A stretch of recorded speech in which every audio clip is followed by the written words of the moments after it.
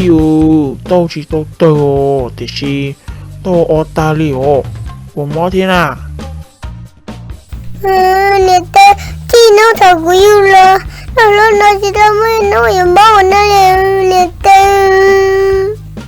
ôi yo số quá nên từ cõi dùng một cái chỉ sai cái đi nè số quá nhà tay mà liên môn thiết chua lo cửa nè tao gặp khi chua cha của tao bắt đầu từ ta chơi cái tao đã chơi với cái đẹp đeo ôi yo con nhà có xe cho yo đa tao một con đi thế luôn yo mỏ hiện tao một đi con lại thế chị chơi bán lưới tự thế chị cũng mà liên môn hô số tông của có phó thế có mấy là cái tôi toàn đấy à thế đồng chơi ta kia nó gửi tới chị tao muốn dùng bùa thế ồ vậy tao chơi lời vậy tao chơi lời vậy tao chơi lời cái thứ hai thì con mà nếu mà tao học đi bắt lừa thì giờ tới ha cha cái giờ sợ kia lý con cái sao chơi hết bây giờ là ai cho bố phèn ha ôi yo chị ơi cả liền nữa sao hay nên đâu à cái gì mà tao bắt lưới giờ tự đi chơi chứ cũng mà đi mua xe có phó thế có mấy cỡ bộ tao mua dùng bùa giờ chỉ tao chơi tôi toàn này cho im mua sát chua bộ thì không màu cho ôi lừa mà nè tao có chơi bao nhiêu phèn cha hả ôi yo đi chơi lo cả liền này lo mà nếu cả chi nhớ thì được coi cũng mua số tông trâu có phó thế có mấy xe cỡ bộ tao mua dùng bùa nhưng cỡ chỉ tao mua giờ chơi còn cỡ chơi lý tôi toàn này một chơi cũng mà la hay nấy thôi lì nếu mà shit thái hình thôi lì luôn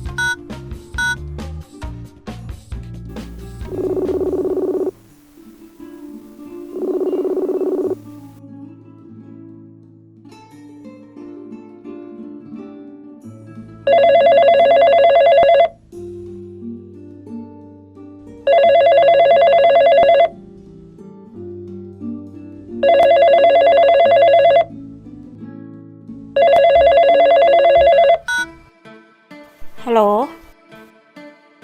alo nên sai nè bộ tao mua dùng bùa nè chỉ tao theo nè mua đấy chứ nè nằm mòn đấy tôi dùng một linh đó nè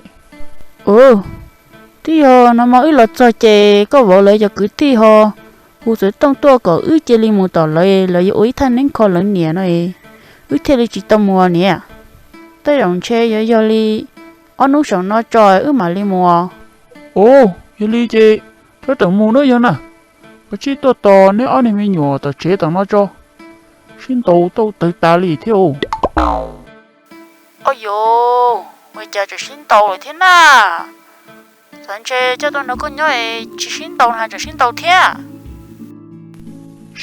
xin tao ta lì siêu cứ chỉ tôi cho mua yêu nó nếu mua mà lì xa đã cắt tua là hay thôi lì nên đó mà chia cũng đã vô thả xe vào hai ly trà giờ tôi nói ít lấy ra nó mà ly tua linh tới xưa yêu linh à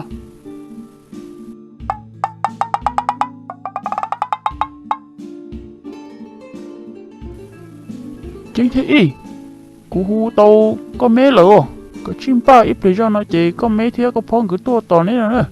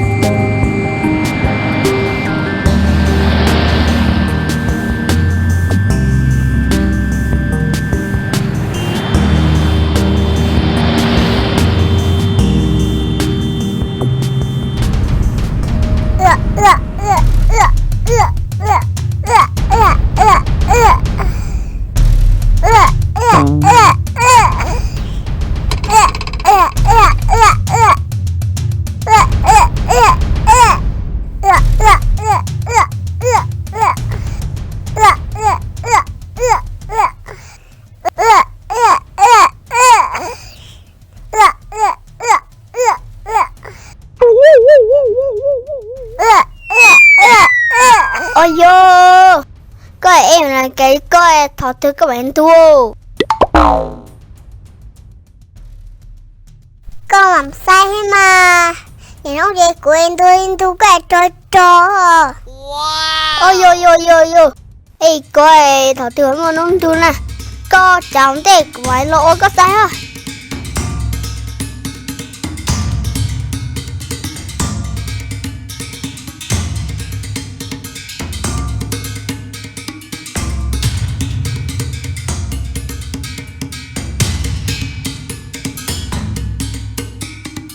Đây nó, vô chuối nó nè.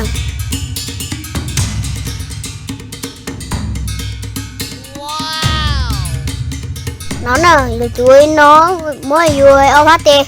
Chứ nó là vô phát trăm ba hay mua cam nó. Thế là vô hay nên tua. Coi sống sợ lời coi vô chám hay mua nôn tua. Thế với này mua nôn tua. Ai ồ đã hào.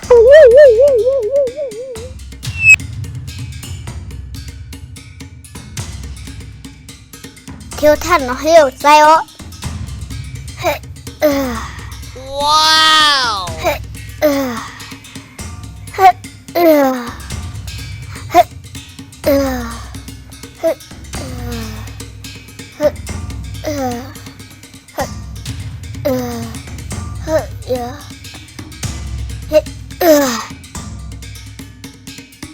Polopo, ơi nó số mò. Ơi có gì, của lấy kìa.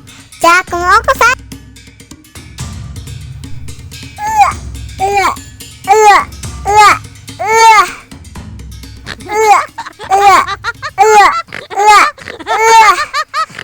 Chả nhỏ nó đi. Ta ai oà, như gì xưa nè. Chả của anh nhỏ nó đi. Chê của thế ngay của liệu.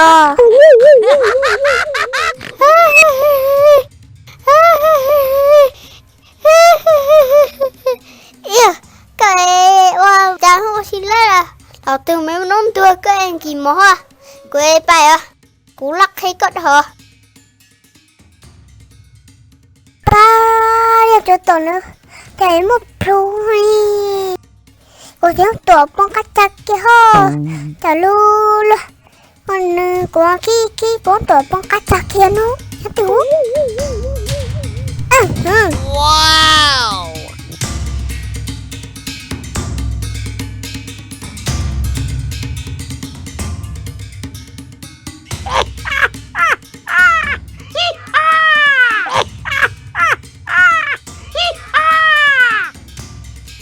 Ý có tổ của chị nè. Cái mà lộ.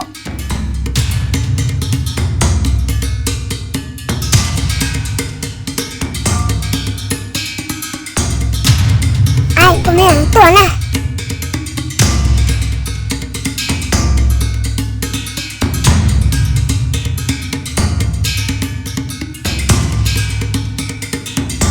Đặt cho ta. Có hình nó này. Xem đó tổ lấy.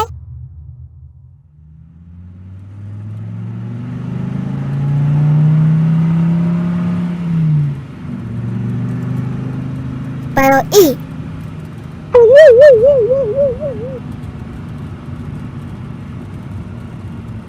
Pepe của tôi nhỏ ở trong không?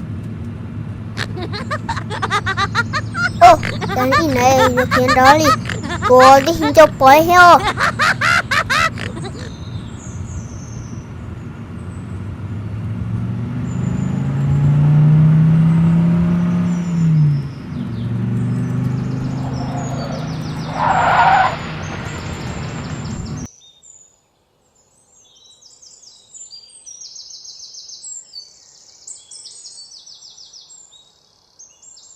Này có cho tự lo.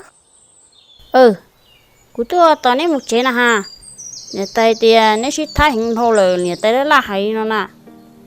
Nên chế xin tàu xí bó, và chả cầm hồ lò đông ta, bóng hồ lò to ta đi coi đi nó. Ina, Aina, Ina, Aina, Ina. Ôi, tí nè ó lưng nào mà. Chứ phương sĩ chả đã chi đi con à.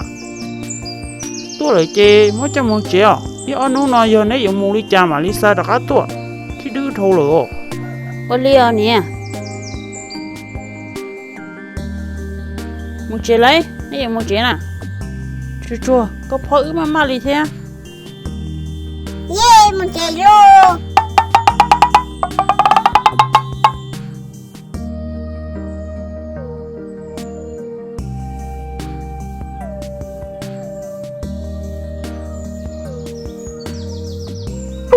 Hiện tại ông chế nữa, yeah, mình bay còn nhon thì tay. nè chế bé đó cá à được mà